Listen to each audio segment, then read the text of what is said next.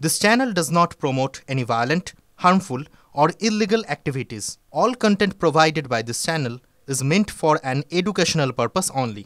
Top quality और consistent performance के लिए सिर्फ सिल्वर पंप नाम याद रखना। দুর্ঘটনাগ্রস্ত বিমানের যারা যাত্রী ছিলেন তাদের পুড়ে যাওয়া, অগ্নিদগ্ধ, ঝলসে যাওয়া ছবিগুলো আমরা দেখে বারবার ধরে শিউরে উঠেছি। কিন্তু সেই দেহগুলির সামনে বা সেই আহত মানুষগুলির সামনে যারা নিজেদের স্নায়ুর চাপ ধরে রেখে ট্রিটমেন্ট করেছেন তাদের মধ্যে অন্যতম দুজন বাঙালি চিকিৎসক আমার সঙ্গে রয়েছেন ডক্টর জয় সাহা এবং আমার সঙ্গে রয়েছেন ডক্টর বিপ্লব পাল, যারা দুজনে সেই সময়ে যারা এসেছিলেন বিমান দুর্ঘটনা থেকে যাদেরকে নিয়ে আসা হয়েছিল তাদের ট্রিটমেন্ট করেছে। তাদের কি অভিজ্ঞতা, তাদের সঙ্গে কথা বলে আমরা জেনে নেব। ডক্টর জয় সাহা আমাদের সঙ্গে রয়েছেন, সেই সময় তিনি ছিলেন ট্রমা সেন্টারে। আপনি তো সেই সময় যারা এসেছেন তাদেরকে প্রথম দেখেছেন, কি অবস্থায় দেখলেন তাদের? আমার অ্যাটেন্ড করা প্রথম একজন এসেছিল সিকিউরিটি গার্ড, ওই সময় ওই মেসে সিকিউরিটিতে ছিল। তার সাথে ওই সময় বাকি আরও 4-5 জনের মতো একসাথে এসেছিলো। মোটামুটি 10 মিনিটের মধ্যে around 50 patients were come and কারোর কিছু বার্ন ছিল 10 to 20%, কারো 40%, লেকিন সবাই মোটামুটি স্টেবল ছিল। কিন্তু তার সাথে যেটা মেইন অবস্থা হয়েছিল, মানে মেইন সিচুয়েশান ক্রিয়েট হয়েছিল যখন আমরা প্রথম ইউজি ছেলেদের 1-2 জন MBBS স্টুডেন্টের আমরা বডি দেখতে পাই। ইটস ভেরি ডিফিকাল্ট, কি আমরা চেষ্টা করেও কিছু করতে পারিনি, CPR দিয়ে কোনো লাভ হয়নি, কারণ পেশেন্ট ওয়াজ ব্রড ডেড। এরকম 4 জন আমরা ইউজি স্টুডেন্টের বডি পাই, আর বাকি 2-3টে মতলব এরকম বডি এসেছিলো যেগুলো চেনাও যাচ্ছিলো না, চার্ট বডি। তারপর থেকে বডি আসা বন্ধ হয়ে যায়, যেগুলো সার্ভাইভাল বডি সেরকমই এসেছিলো, বাকি সবগুলো পোস্টমর্টমে পাঠানো হয়েছিল। আদারওয়াইজ পেশেন্ট যদি আমি বলি প্রাইমারি ইঞ্জুরির দিক থেকে 1-2 জনের হাড় ভেঙে গেছিলো, পায়ের হাড়, হাতের হাড়। 1-2 জনের মোটামুটি হেড ইঞ্জুরি ছিল কিন্তু স্টেবল ছিল, আর মোটামুটি 50-60% পেশেন্টসদের বান ছিল, কারো 10%, কারো 20%। ওই জন্য প্রথমে প্রাইমারি কেয়ারের পরে যার মানে রেসপেক্টিভ ইউনিটে সবাইকে শিফট করিয়ে দেওয়া হয়েছিল। আদারওয়াইজ ইট ওয়াজ শকিং, কি স্পেশালি খারাপ লেগেছিলো যখন ইউজি স্টুডেন্টের বাচ্চা ছেলেগুলোর বডি আমরা কিছু করতে পারছিলাম না, আমাদের হাতে কিছু ছিল না। আমার সঙ্গে আরেকজন ডাক্তারবাবু রয়েছেন। সব থেকে যেটা বড় চ্যালেঞ্জ তা হচ্ছে আপনাদের নিজেদের সহযোগী, আপনাদের নিজেদের কলিগ, তাদেরকে যখন আপনারা হসপিটালের বেডে দেখছেন, কি অবস্থায় দেখলেন তখন তাদের? মানে খুবই দুঃখজনক ঘটনা যেটা হয়েছে। মানে আমরা মনে হচ্ছিল আমরা নিজের ট্রিটমেন্ট করছি, কিন্তু তখন আমরা ওই পজিশনে থাকতে পারতাম যখন কে থাকবে, কাকে দেখবো, এরকম কোনো এক্সপেকটেশনই ছিল না কিছু। হঠাৎ করে এরকম হয়েছে। আমি যেখানে ছিলাম ডিউটিতে, সঙ্গে সঙ্গে আমার প্রথমেই একজন যে সিনিয়র, তার ফোন আছে, তার ফোনে যে এরকম বাড়িতে আগুন লেগেছে, তার বাড়িতে তার ওয়াইফ আর 7 মাসের এক বাচ্চা ছিল। তো বাচ্চার ইঞ্জুরি, বার্ন ইঞ্জুরি এরকম হয়, তাকে সঙ্গে সঙ্গে ট্রমা সেন্টার এখানে আনা হয়।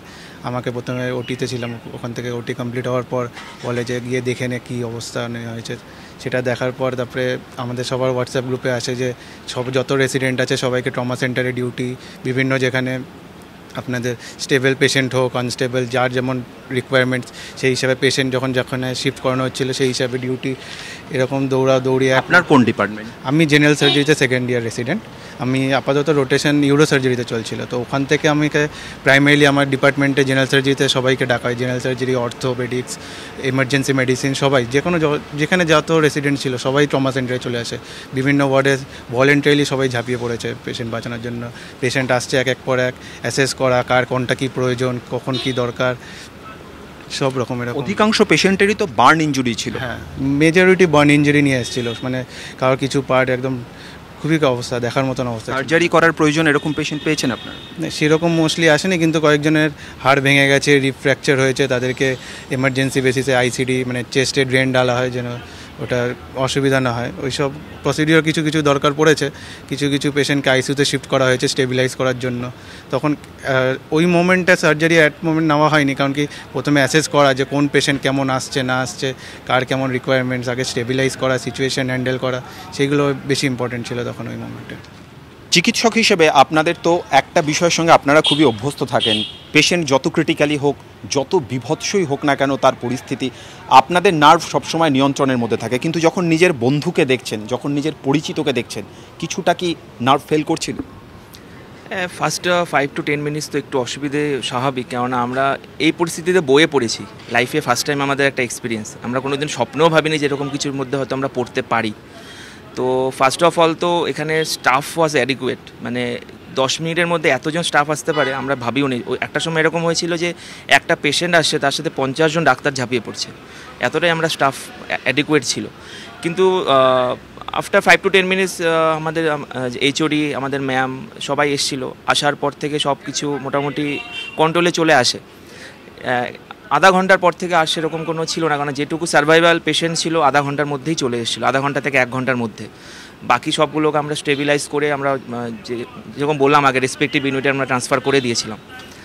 বাকি আপনার এই কোশ্চেনটার উত্তর দেওয়ার মতো সামর্থ্য আমার নেই, কেননা আমি কোনোদিন ভাবিনি যে আমি এটাকে ফেস করতে কোনোদিনও পারবো।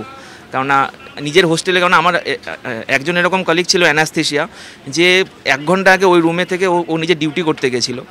তারপরে এসে যখন রুমটা খুলে দেখলো রুমে একটা জলের যে ড্রামটা ছিল ওটাও পুরো গলে গেছে, এতটাই সিভিয়ার বার্ন ছিল ওই জায়গাটায়।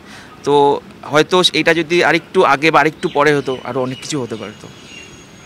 আমি আরেকটি বিষয় জানতে চাইবো আপনার থেকে, যে যেহেতু আপনারা যেই জায়গাটায় আপনাদের এই হসপিটালটা, যেখানে হোস্টেল, আপনাদের এখানে আমরা দেখতে পাচ্ছি যে আকাশের ওপর দিয়ে প্রত্যেকটা ফ্লাইট উড়ে যাচ্ছে। যে ফ্লাইট ভেঙে পড়েছে তা যদি একটু এদিক ওদিক হতো, তাই হসপিটালের অন্য কোনো পার্টেও গিয়ে পড়তে পারতো।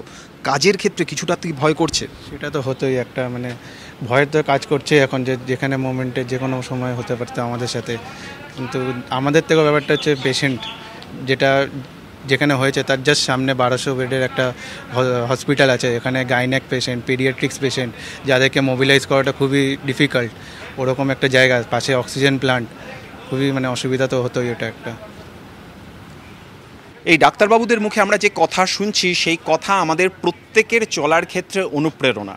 তারা নিজেদের স্নায়ুর চাপকে একদিকে যেমন নিয়ন্ত্রণ করেছেন, তারপরেও এই ডাক্তারবাবু বলছেন যে মাথার উপর দিয়ে বিমান উড়ে যাচ্ছে, তা দেখে কিছুটা হলেও অবশ্যই ভয় লাগছে, কিন্তু তারা তারপরেও ভাবছেন পেশেন্টদের কথা। 1200 বেডের একটি হসপিটাল রয়েছে, অক্সিজেন প্ল্যান্ট রয়েছে, তারা মনে করছেন যে যদি সেইখানে এই ঘটনা ঘটতো, অর্থাৎ মাত্র আর কয়েকশো মিটার এগিয়ে যদি এই ফ্লাইট ল্যান্ড করতো, নিজেদের স্বজন বান্ধব বন্ধু ডাক্তারবাবুদের হারানোর পরেও এই 1200 পেশেন্ট রক্ষা পেয়েছেন, সেই বিষয়ে তারা কিছুটা হলেও স্বস্তি প্রকাশ করছেন। আর তাদের এই মনের জোর, দৃঢ় প্রতিজ্ঞ অবস্থান আমাদের প্রত্যেকের শেখার, এবং অবশ্যই তাদেরকে আমাদের স্যালুট জানাতেই হবে। আহমেদাবাদ থেকে ক্যামেরায় অনুদীপ শর্মার সঙ্গে জ্যোতির্ময় কর্মকার, TV9 বাংলা।